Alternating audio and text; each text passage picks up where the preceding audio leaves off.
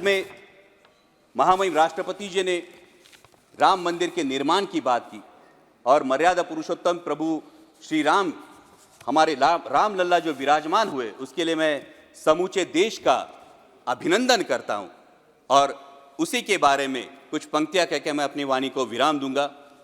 अध्यक्ष महोदय, जब राम लल्ला की प्राण प्रतिष्ठा की बात आई तो किसी ने कहा बिना कलश के प्राण प्रतिष्ठा कैसे होगी, किसी ने कहा बिना कलश के प्राण प्रतिष्ठा कैसे होगी, किसी ने कहा जब चुनाव ही प्राण हो तो सोचो कौन सी प्रतिष्ठा दांव पे लगी होगी। लोग तो कुछ कहेंगे, लोगों का काम है कहना, आप जन की बात मत सुनना, सिर्फ मन की बात करना।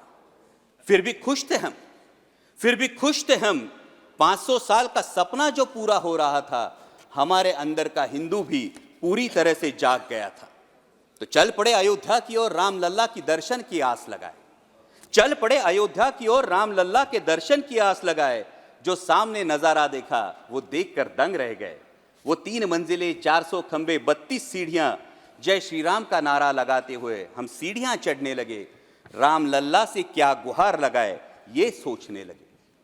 पहली सीढ़ी पर याद आई महंगाई, पहली सीढ़ी पर याद आई महंगाई, दूसरी पर देश में बढ़ती बेरोजगारी, तीसरी पर पत्रकारिता की चरण चुंबकता, चौथी पर सेंट्रल एजेंसीज की संदिग्ध भूमिका। हर सीढ़ी पर कुछ न कुछ याद आ रहा था, हर सीढ़ी पर कुछ न कुछ याद आ रहा था। कहीं 15 लाख का जुमला, कहीं किसानों का आक्रोश था, कहीं महिला कुश्तीगिरों की वेदना थी, कहीं सालाना 2 करोड़ रोजगारों का वादा था, कहीं बढ़ती सांप्रदायिकता थी, तो कहीं चुनिंदा पूंजीपतियों पर मेहरबान हमारी सरकार का चेहरा था। इस वास्तविकता ने झंझोड़ने के बाद भी हम अंधभक्तों की तरह चलते गए। होश तो तब संभाला जब राम लल्ला के दर्शन हुए।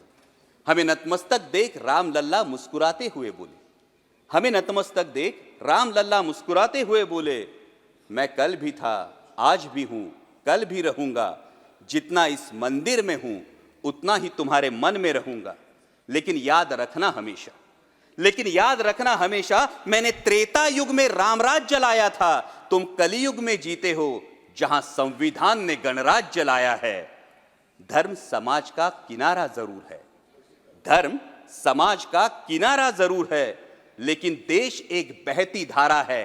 किनारे को धारा के बीच में लाया तो प्रवाह अड़ जाता है, प्रगति के पथ से हट जाता है। इसलिए धर्म का ठेकेदार नहीं, पहरेदार बनना चाहिए। इसलिए धर्म का ठेकेदार नहीं, पहरेदार बनना चाहिए। तुम रहो न रहो, वो रहे न रहे, ये देश रहना चाहिए, देश का संविधान रहना चाहिए, देश का लोकतंत्र रहना चाहिए, ये देश रहना चाहिए। जय हिंद, धन्यवाद। धन्यवाद।